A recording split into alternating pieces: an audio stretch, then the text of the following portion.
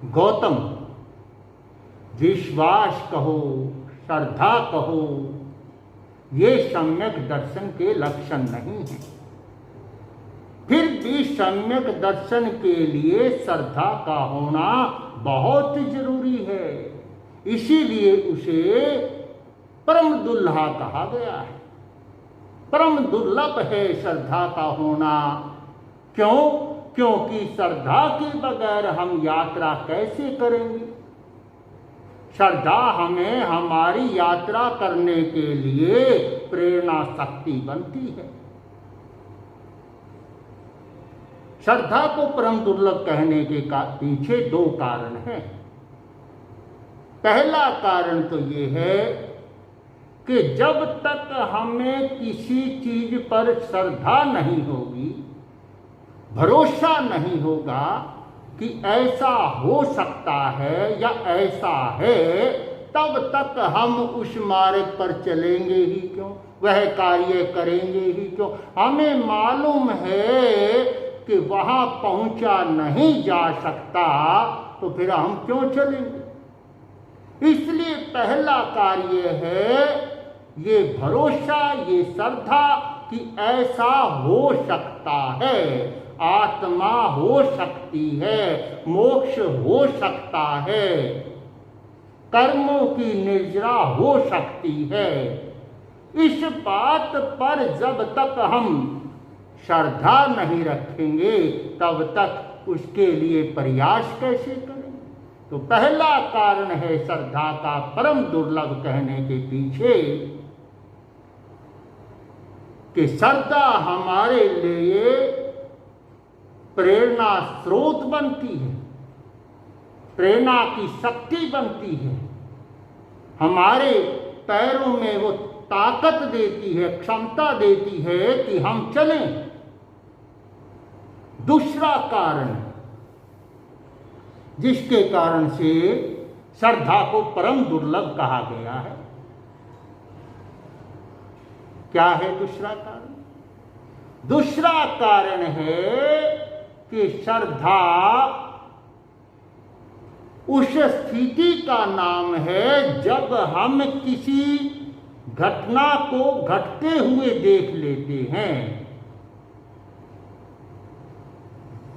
और हमें ये विश्वास होता है कि ऐसा हो सकता है। उस स्थिति का नाम श्रद्धा है। यानी उस संभावना को देखना जो घट सकती है।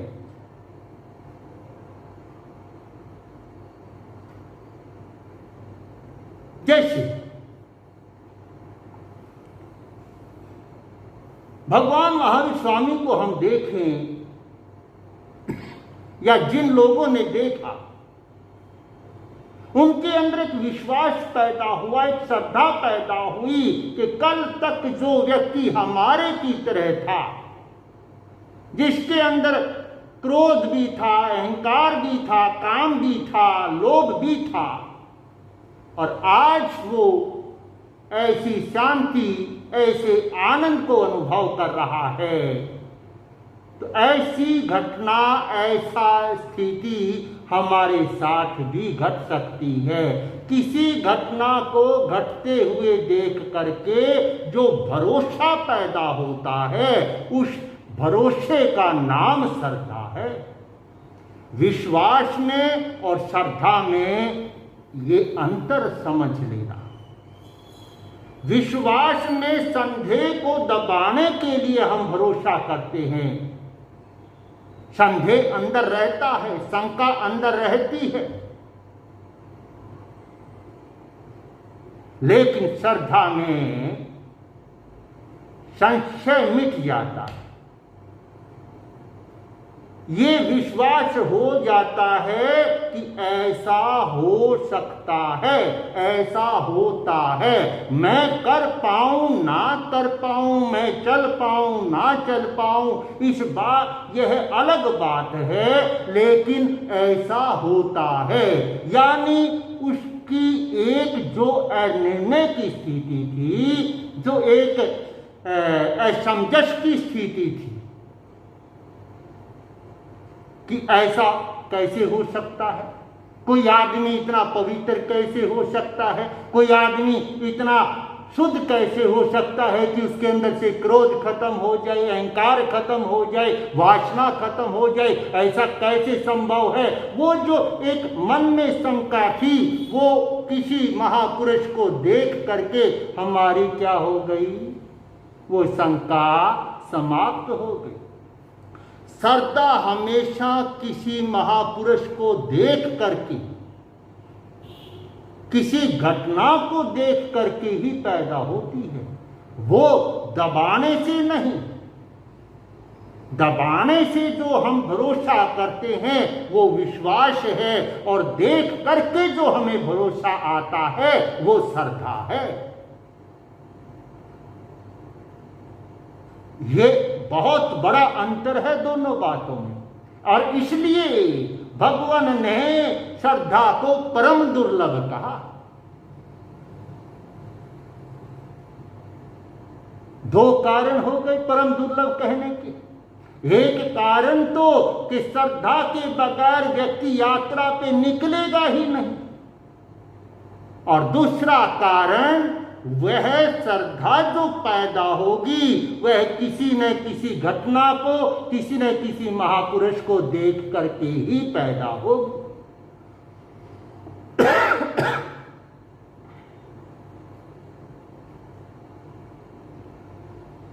अब यहां एक बात आती है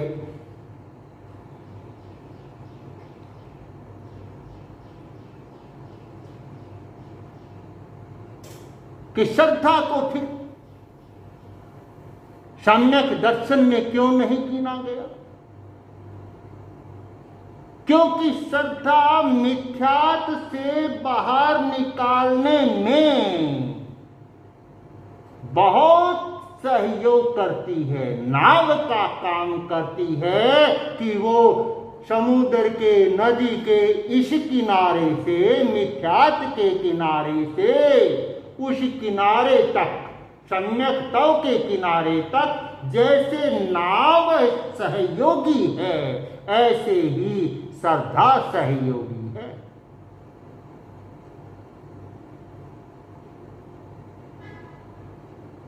श्रद्धा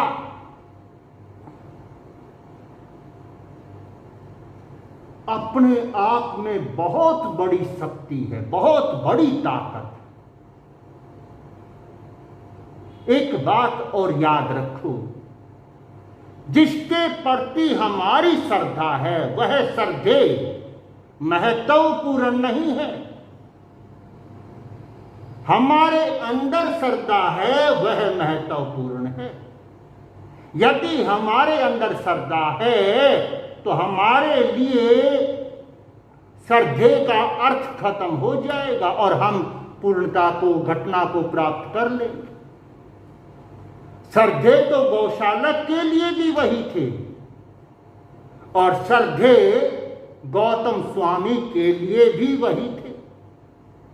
भगवान महावीर स्वामी दोनों के लिए थे। एक में श्रद्धा थी और एक में श्रद्धा नहीं थी। एक 6 साल साथ रह करके भी खाली का खाली रह गया, और एक 48 मिनट के अंदर ही वह सब कुछ हासिल कर गया जो हासिल करने के लिए वह आया था। इसमें भगवान का कहीं हाथ नहीं है। भगवान तो दोनों के लिए समान रूप से उपस्थित थे, लेकिन एक ने के अंदर श्रद्धा थी, उसने सब कुछ ग्रहण कर लिया, और एक में श्रद्धा नहीं थी, वह खाली का खाली रह गया। इसलिए गौतम